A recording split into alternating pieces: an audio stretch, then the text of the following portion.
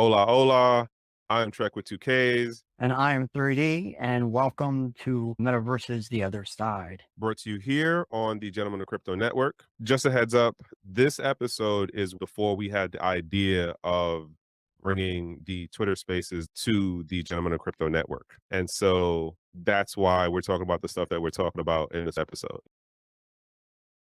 So now there are things happening in this movie where you look at it and you go like, if this is a level or an experience of what virtual reality could be for like that full immersion thing, um, sound and vision are like two of the most heaviest impacts of what you could have to like go, wow, I'm really indulging in this experience, or at least being able to mimic enough of what the real world would feel or would read as to your input organs. So that's your eyes and your ears, right? Yep.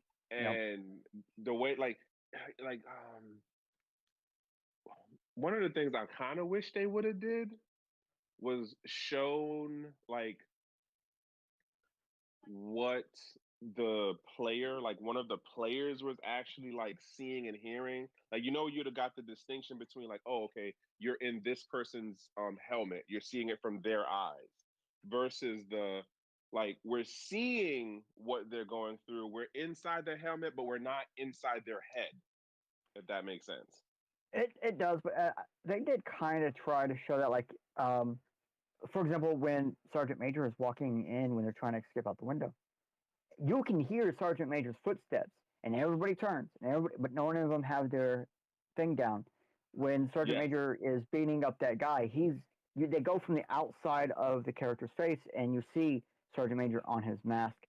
I did see they forgot to flip the images on the mask, which was a bit strange. But You those see what I'm right there, saying? Like you know, they kind of, the consistency, and then they break some of the rules that they kind of set. yeah, yeah. So, it is what it is. But so now what happened? We get to um Amir. Oh, yo, okay. That was the other thing. All right, we gotta jump to this part. Cause like at this point, X amount of people get shot. Another part of the game is if you get shot in the game, you lose your vest, which honestly I think is stupid, because it's like, well, it wasn't even a bulletproof vest to begin with, because as soon as you caught one shot, you was hit, like, and you was feeling it. So it didn't even work as a real vest anyway. So like thinking about it after the fact, it was a stupid rule because the vest Halo, didn't actually protect you. Halo. You had a shield. Once that shield broke, you could actually die. That's There are games that have that Okay. set up. How many shots did it take though? Oh, like on Halo, it would take tons. If You you're see what I'm using one of saying the, though? yeah, I get what you're saying. But I'm just saying that whole scenario of getting shot, you lose your vest. It's just like saying a shield. Um, Now, should it have been But it more would something? make sense Absolutely.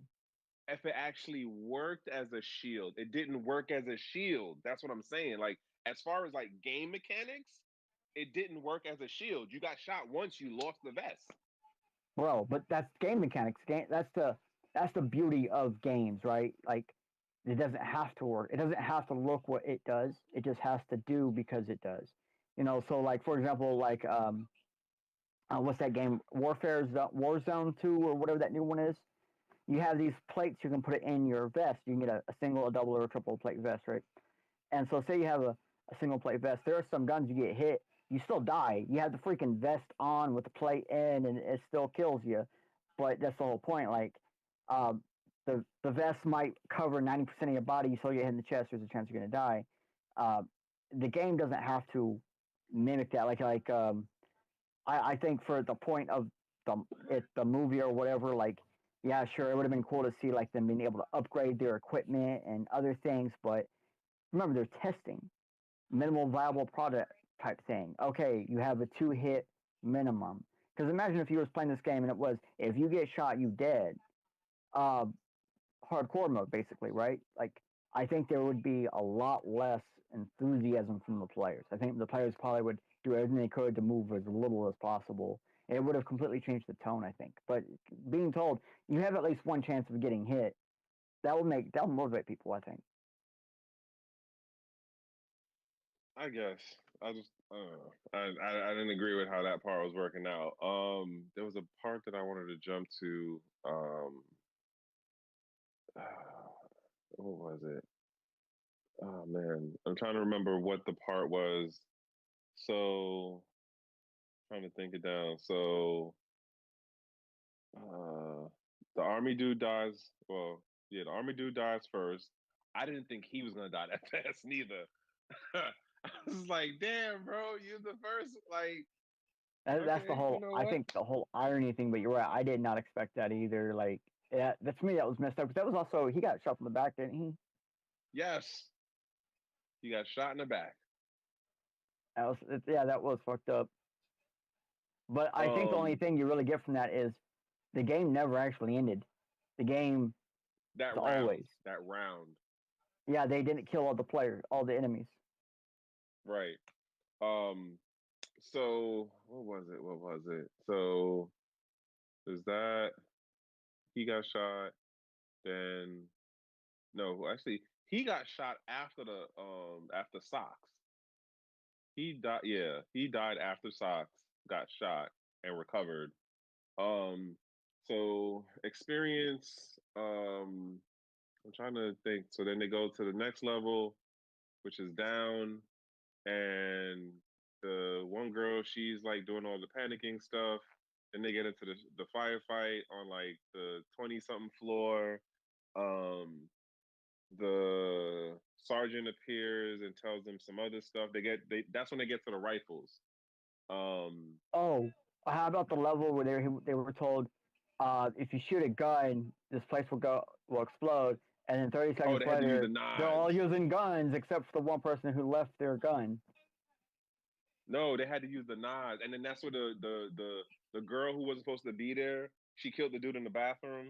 But that's what I'm saying. She was at the time that happened. Okay, they all get the knife, and they're told if you fire, everything's gonna blow up. 30 seconds later, she's off running away, but everybody else is firing their guns and other people firing guns. And then she kills Good the one point. AI with the knife because she left her pistol to grab the knife. She didn't put it in the holster that's conveniently on her person. Good point. Good point. Um, yeah, like I said, like it was kind of weird just how they broke some of their rules and how the plot was being developed and some of the things that they said. So I'm trying to think. So what happens? She gets all bold and whatever. You know what? Okay, that I actually wanted to bring that up to you about how people's personalities will change based on environment. And you've been downrange You before, know. and what did you say? No. No, I said, yep. I was completely Okay. agreeing with that. In that, like, people be one way in Garrison, or like, and here's the comparison. If you've ever been locked up, you understand what I'm talking about. And if you've been in the military and you've been downrange, meaning you've been on deployment, and I'm talking about particularly overseas deployment, not CONUS deployment, which means you're staying here in the States, is that people will be one way here. And then when they change environments and based on what their environment is set up as, um, their personality tends to augment um, either in a positive functional way or a negative non-functioning way, or it might be a negative way but they'll still be functioning. um Prison, I've heard, does the same thing where, like, I've heard people talk about how in jail and prison you could have somebody who could be a total chump outside, and then they be inside and they're the man, or they're the woman in charge or whatever. And in the military, it's one of those things of where, like, somebody could be like just a pushover, easy to take advantage of, not really a confrontational person. And then when they get downrange and like that operational environment starts playing on them and like their mental state and their well-being, X amount of people adjust a certain way, and like it could be a really positive way of how they're able to function and do what they need to do and be in charge and be confident and blah blah blah. And then some people just go to shit, like mental Mm-hmm. state They wise. And I'm fall not saying apart. like crazy and right. And I thought it was interesting that that's what her character did. And Yeah. when I seen it, I was like, oh, I got to talk to him about this one. Now, this is not, VR, AR, whatever related per se, but the reason why I think it's relevant is because um, I think that as we see these types of use cases for metaverses and VR and AR start to get into this gaming stuff, and then when you start putting in like the military application stuff on it,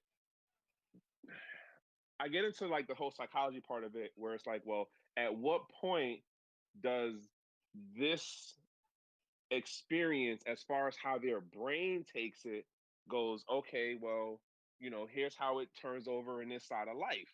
Or like you've heard stories of how people could be like totally one way outside in real world and then be, a whole different personality character in their video game, in their virtual world, in their metaverse, in their online persona, how they act on IG or how they act on Twitter. Like I think that it wasn't necessarily a major part in the storyline, but I would say that it is definitely something that would be worth exploring in like other conversations or probably other movies or TV shows or games or whatever, to like bring up the whole thing of like that cross of like people's personalities or personas changing because of that, um because of being in those environments.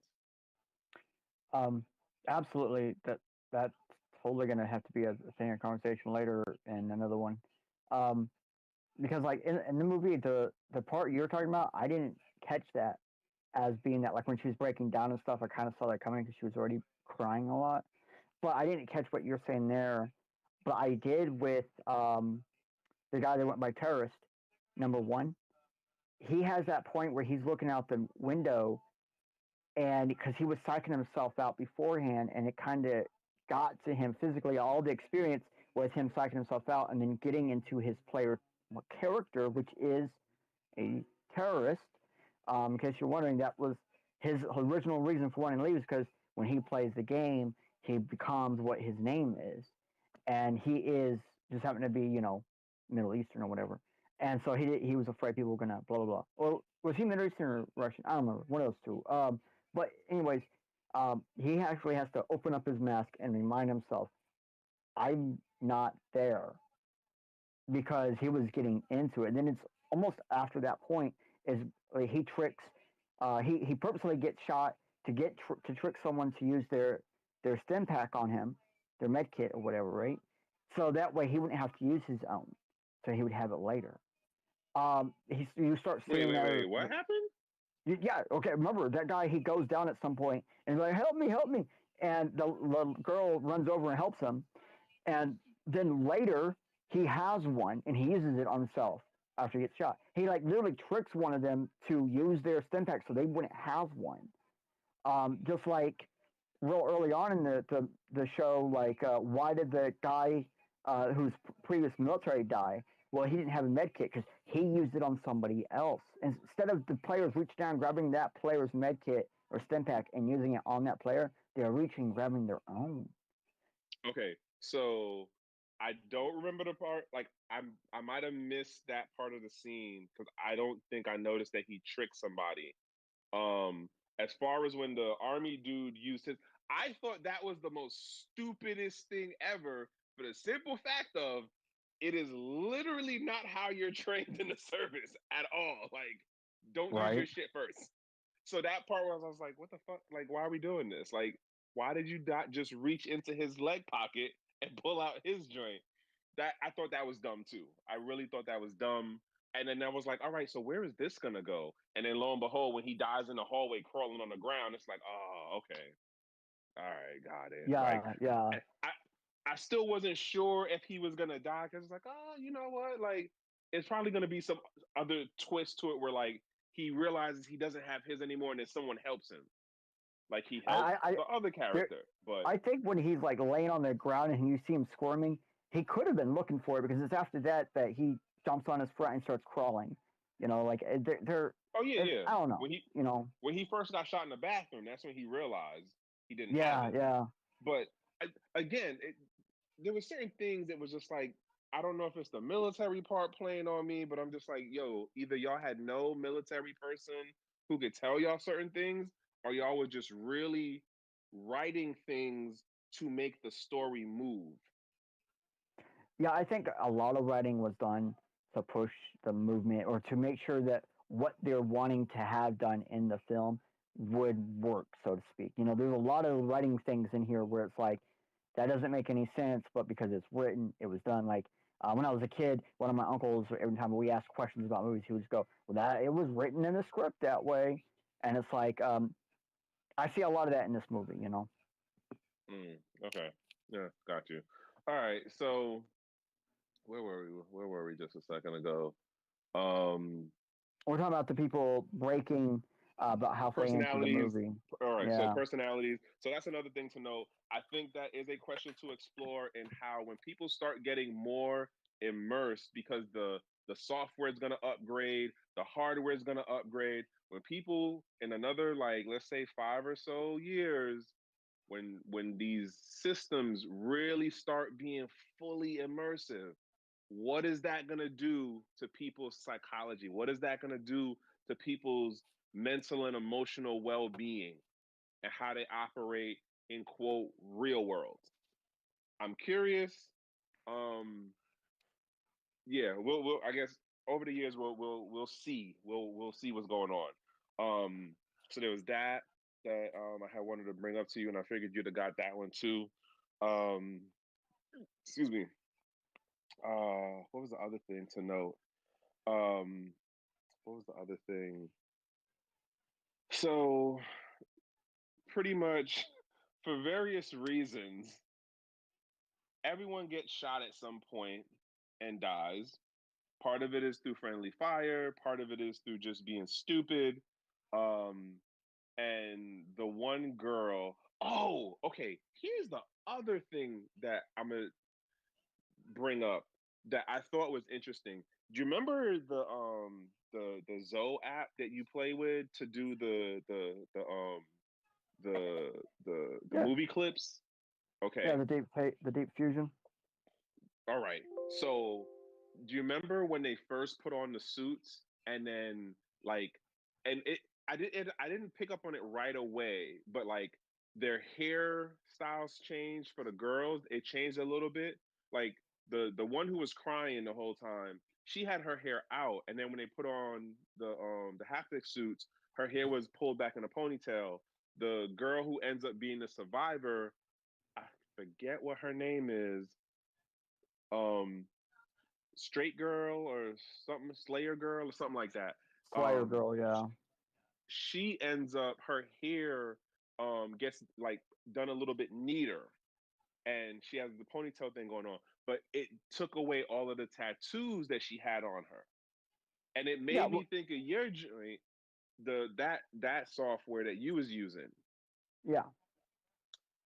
Yeah, Um, because it's just like Avatar layover, right? Body, mocap, right? Because they even called like one of the things they put on, they called it a mocap suit, and then they put the heptic stuff on top of that. And I have a program that I use, 3D.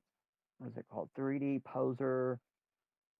Yeah, that's exactly what it's called. 3D Pose Tracker, and it just uses a standard camera, and then you just have like a light colored background, and then you wear darker clothing, and it's a mocap suit instantly. Like I can do like everything you're seeing there. I have avatars that can do that. Like I can actually, if I'm playing a game that's in third person, I can tell 3D viewer to watch the game, and it will. My character, my avatar, will do that exact thing. So I totally got the Avatar feeling from that. But if you look at the people when it happens, they're all like touching themselves and stuff, and it's like, bro, you can't do that. You have a hunk of plastic where you're touching yourself on the arm. That doesn't work like that. And so like they were, I think that was real BS. But I do get the point of it. Like she was, like you said, she went, "Oh, my tattoos are done." And it's like, well, yeah, duh. I mean, like they didn't scan you to capture your what you have on your skin when you had that mocap suit on when you went through the scanner. So it was just like that was just like registering information, probably from the mocap suit to the system, so they would know, okay, this person's this big around here, there, and there, to be able to do the overlay. Because Zao, when we do Zao, we it actually, there's a point in time where you have to move your head around, so it gets imaging of all of your face 100%. So when it implements your face onto somebody else's, as that face moves around, it still looks like you. Okay, so we'll do a quick breakdown for what Zao is. When did you start messing around with Zao? Was that like 2019? Yeah, I got it 4 days after it released. Like I stole it from the Chinese internet 4 days after it was released. Okay, I'm super so proud of that. I remember when he started posting these on Twitter, I was just like, yo, where the fuck is he getting these from? So what? Okay, so Zao is a software that basically will take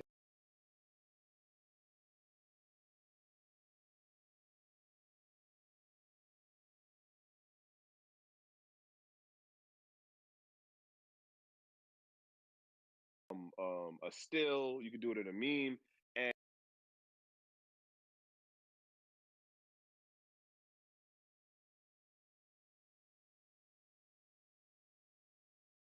the character that you're looking to put it on. And so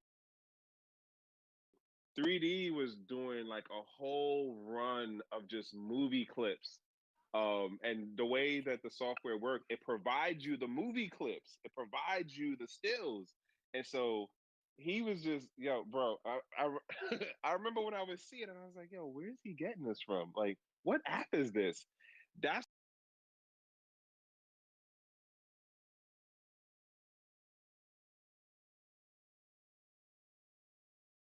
my the point to this is of where I'm going with this is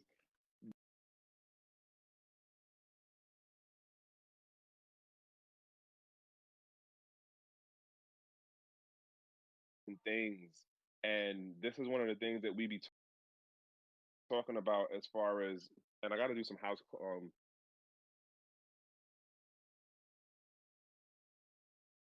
that allow you to do some pretty damn interesting things.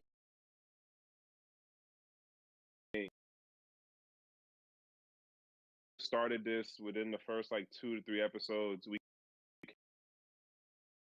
The Zao software that we're talking about isn't one of the things in the Metaversal toolbox, but there are other things in there that you can use that would allow you to build in metaverses, that would allow you to do things like NFTs, that would allow you to do like drop down menu options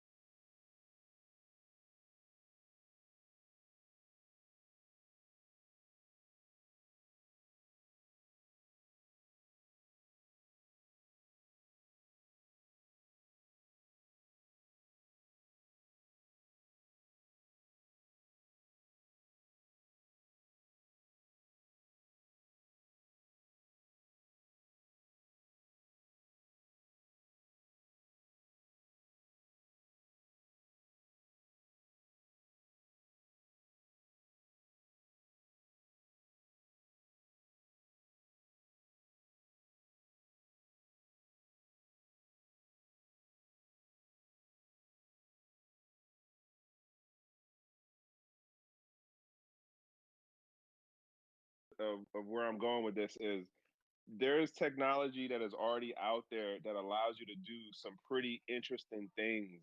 And this is one of the things that we be talking about as far as, and I got to do some house cleaning stuff that I did not do because we kind of ran into our own tangents and stuff. Um, there are tools that are out here that are open source, that are free, that are low cost, that allow you to do some pretty damn interesting things. Um, when we first started this, within the first like 2 to 3 episodes, we came up with the Metaversal Toolbox. The ZAO software that we're talking about isn't one of the things in the Metaversal Toolbox, but there are other things in there that you can use that would allow you to build in metaverses, that would allow you to do things like NFTs, that would allow you to do like drop down menu options to set up doing a DAO, right?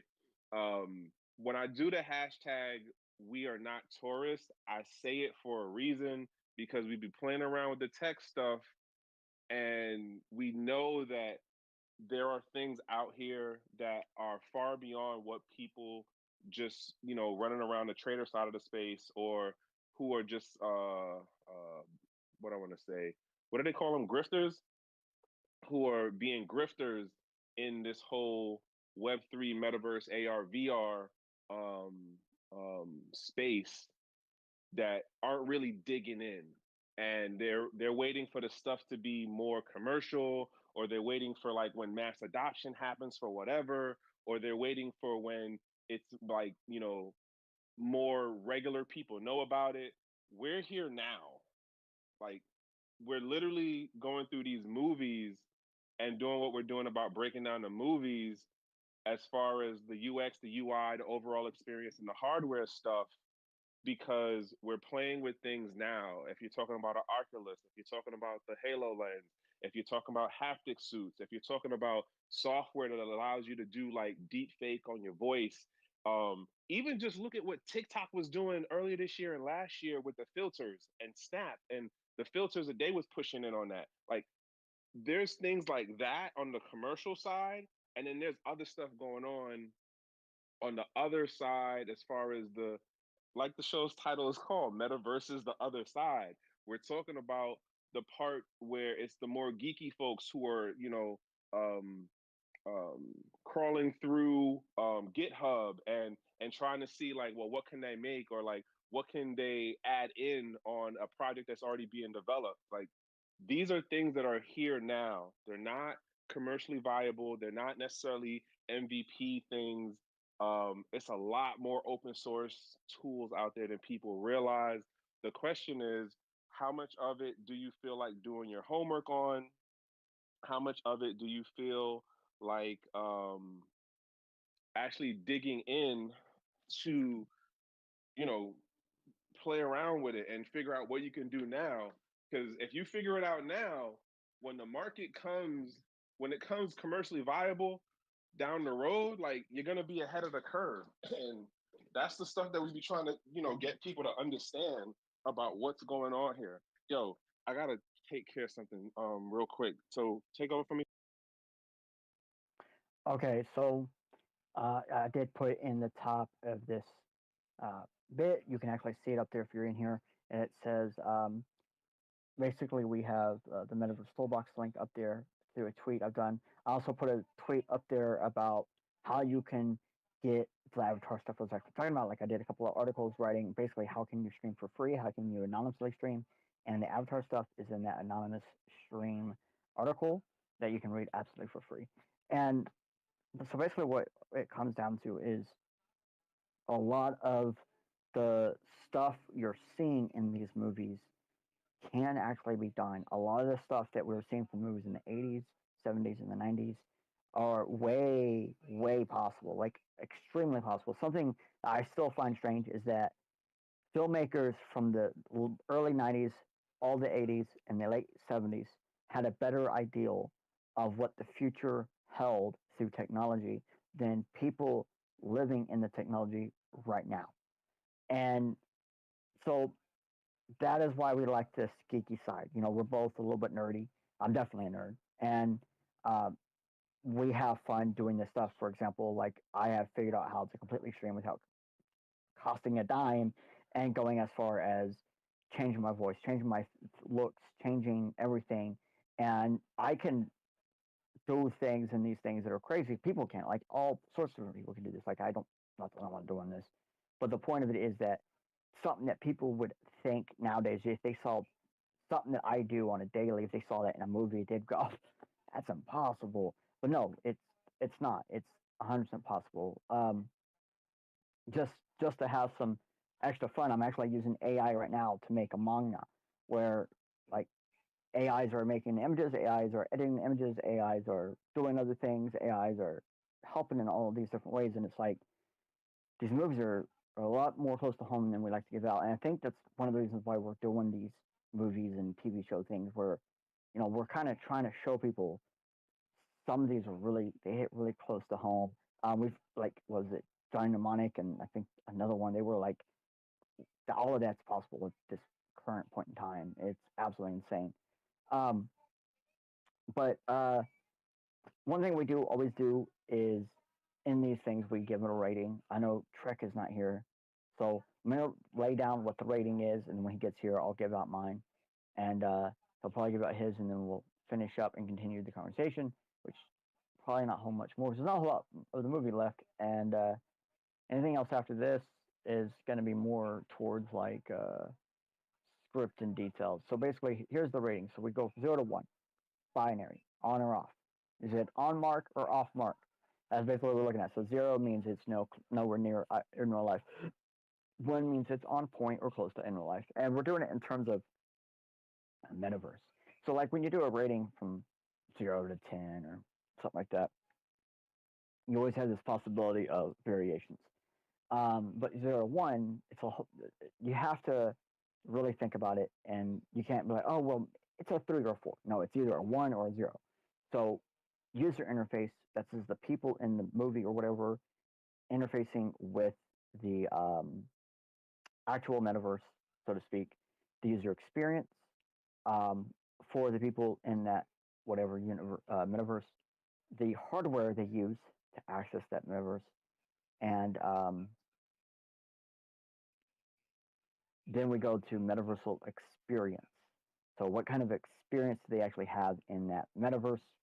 And something I've been adding in is like plot versus reality, because there's been so many of these that were made in the 80s that their plot was damn near on point to actual reality of like politics or whatever the cause of reasoning for the things that happen in the movie. And it's absolutely insane. I don't think Trick's in here yet. No, So, I'm here, bro. okay, Broseph. So I just laid it down to him. Have you considered what your rating is for this movie?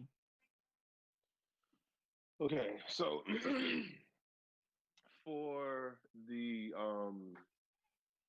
UI, I would say that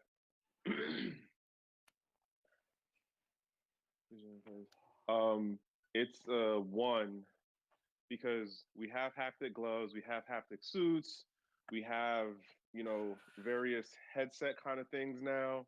So I would give it a 1 in regards to that. On the UX for the user experience, um, okay, wait, let me jump back one. User interface is the suit and software. So I want to I want to say 1 because we have stuff that is like definitely more immersive now than quote what was available in 2016 in reality. Um and yeah, I want to give it a 1 as far as the UI is concerned. Damn, my throat. And then for the user experience, I think that what we have now in in like MMO MMORGP. Is that, am I saying that right? What we have now in like multiplayer games, I think is is pretty advanced for what we have now.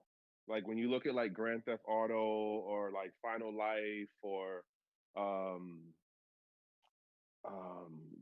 Second Life, you know what I'm saying? Like, so I'm gonna give that a 1 in that category too. Um, for the hardware, again, which is what I really should have put it as for hardware, for the movie being out nearly 10 years ago, we have stuff out now that is pretty comparable. And I do really think that maybe before 2030, we will see a hybrid of LARPing. For those who don't know what LARPing is when people basically combine cosplay with like a live version of Dungeons and Dragons. Live So you dress, action role playing. yes. And then like there's a whole set of rules, you have judges and everything. But imagine if you take this to where you take like laser tag, but you do it with open source hardware, open source tool, 3D printing stuff, um, and like the cosplay concept and the LARPing concept as far as like you can write the code that would apply the rules. I think that is something that is definitely doable within this decade. How smooth would it be? How pretty would it look? That's a whole different story. Um, but I think for where we are in hardware now, again, we got haptic suits. We got people who are doing their own, backward engineering of other things for hardware. So I want to give that a I'm gonna give that a 1. Yeah, I'm really going positive right now. There's a lot of ones here. I'm gonna give that a 1. The overall experience, I don't think. Metaversal experience, the experience of their metaverse. Right, right. The experience of their metaverse, I think it didn't take into account like real world physics. Like I said, like when he punched the dude, when he kicked the dude, the other dude who got shot, like haptic suits give you the sensation of the thing, but they can't account for the inertia and like the momentum stuff. Um, so I mean, it's not it's a thing, but it's not enough to be like, oh, this is a whole zero. And at least how I'm looking at it. Right, doing the 0-1 scale does make it more difficult to make decisions on these things because sometimes they're like almost kind of sort of. Right. All But right, so no, we're go not on, we're bro. not gonna make conditions. We're not gonna make conditions of like, oh, it could be like a 0.1. No, it's a 0 or it's a 1. So I'm gonna give it a 0, just on the end of I'm not trying to make point decimal scales of it. It's a 0. Right, we don't need a superposition. All right, so um, I'm gonna because for my UI I said a 0 because they technically didn't have UI. The printout guns that they were using like the little plastic things that didn't actually do anything, and then the cover and all that was really their UI. Like they didn't actually have one other than closing and opening their mask. The UX, their actual experience with everything or interface, not experience with everything. I said interface. I put a 0 just because like that's full immersion, right? So that's something we can't really get at this point. Like the people tried it and it again semi-immersion, and I use semi very vaguely because it was nowhere near what I would call immersion. And this was fully immersion. And then hardware, I put a 0. Just because like the haptic stuff was kind of BS. The scanner was BS. The only thing that wasn't BS is the fake guns. We have that plastic toys. But then their metaversal experience, I put it as a 1 because well, we do have that style of gameplay. We do have those style of things like the gaming mechanics behind their metaverse does work out. Like if someone yelled, you could hear it, and that we have. So this is kind of like opposite of last week. Last week I was more zeros. I mean more ones, and you were more zeros. This week I'm more zeros. You're more ones. True and true. So it turns out at times we do not agree on how these movies scale out. Granted, some of them we like, some of them we don't like. Um, where did I want to go from there? I don't remember exactly. I do want to say thank you to Coyote Plans and Chewy. Oh, Chewy. Wait, what is it? Chewy. Puani? Bruh, I'm done with you. I am done with you. You're not getting me on that one. Okay. I'm gonna say shout outs to you though, nonetheless. I I'm done with you. Okay. Am I not seeing something? Like, is the name foreplay or something? It is. It is. Oh. I'm gonna talk to you about that later, bro. All right, all Yeah. right. Oh man, I'm so done with you. And if this is who I think it is, oh, you're killing me right now. Nonetheless, this is like part of what we do. I don't know what movie or show we'll go with next week. And since you guys are in the audience, and thank you for sticking around. If you have any suggestions of a movie or a TV show, please raise your hand, throw it out to us. And we'd love to have y'all come back next week and we can engage more in a fuller conversation about something that you guys help us, discover. We haven't watched every sci-fi movie, um, and there's a number of movies that I'm like, I don't even think that counts as sci-fi. What was the movie that we were debating about? Um, Damn, what was the name of the movie? Dissolve? Was it Dissolve? I think so. That was the Demi Moore movie. No, no. Damn it, it was something control. Disclosure? Creative Control. Yeah, creative control. Creative Control. Okay. So, I don't know who remembers, I think that was the 90s, later 90s or mid 90s, but a movie with Demi Moore came out called Creative Control. And we were looking at it, but we didn't watch it. And I was just like, bro, I don't think this actually shows any metaverse or virtual world stuff. Um, Oh no, and I did. so, I just looked it up. It's not creative control. It is that other one. Creative control came out in 2015. wait, is Creative Control the one with Demi Moore in it? I thought it was, and I looked it up. And I'm not seeing it. I'm not seeing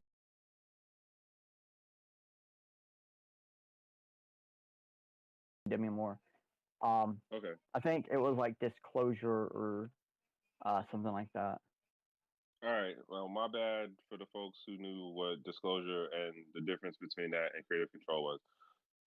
We don't know it all, folks. We don't know it all. But we do know some things. We really do, I promise. Yeah, Um, Disclosure, 1994. Wait, no. okay. Holy shit. I'm not sure now. I pulled it up, and what I'm seeing as the movie cover, I'm like, I don't remember that, but it is with Demi Moore. Okay. I don't know. Nonetheless, we're gonna pick another movie or two, TV show and some stuff to go through. I don't know what we'll do for next week just yet, but at some point we will post about it. Also, to add as we are closing out right now, because usually we just run for an hour on the spaces, but sometimes we get a little excited and we go for a little bit longer. Um, so what is it? We do this every Thursdays, 8 p.m. East Coast time. This is the Builder DAOs Twitter Space account that we do it from. The name of this show, because now we are on the Gentlemen of Crypto YouTube channel and being a part of that network for content contribution. And we are the first late night segment, and that show is called Metaverses The Other Side. And so we get into the more geeky, techie side of stuff. It's not about price talk. It's not about market projection, market caps, and coins and tokens. We don't do none of that over here. We literally be just geeking out on tech related stuff within the space and what is close to the reality of what's going on right now, and then other things that come across, our attention, our radar, stuff like that. But nonetheless, do appreciate folks for sticking around. If anybody does have a suggestion or something, if you can't talk because you might be on a desktop, like at least We add it just in got. on I just got a DM. Coyote Mhm. Plains recommends Transcendence. Transcendence. I think I seen that on one of the lists. All right, cool. So yeah, we will we'll find that one, and then we'll run through that one for next week. So we'll make the post and everything about it. And I would like to say, Crypto Plains, since you suggested, if you would also watch it and join us next week, we'll bring you up and let you be able to write with us and everything. Like we've gotten one person who suggested a film to come in with us, and he basically was a co-host with us. And I would like to offer that to you as well, because that does look like a good title and stuff. Thanks for that one. We appreciate. If anything, 3D, what do you got as we close out? Thank you, everybody, for showing up. I really appreciate you all coming up for another round of Metaverse The Other Side. Just remember, we might take cash, card, and Bitcoin, but we'll take your heart for free. All right, don't forget, tell a friend, share, please, like, heart, all of that other fun stuff. Other than that, until next week, folks. Later.